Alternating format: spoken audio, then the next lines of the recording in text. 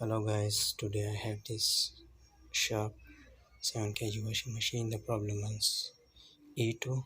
So now I turn on E2. So this is water level pressure sensor problem.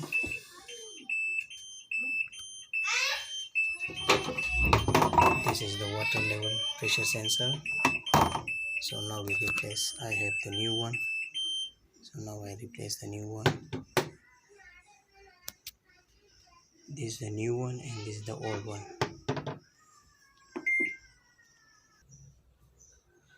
Hello friends, so I already replaced this water level pressure sensor. Now let's try turn on.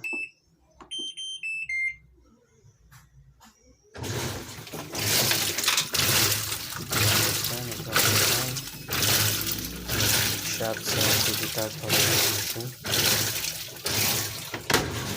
Replace this pressure sensor. This is the old one.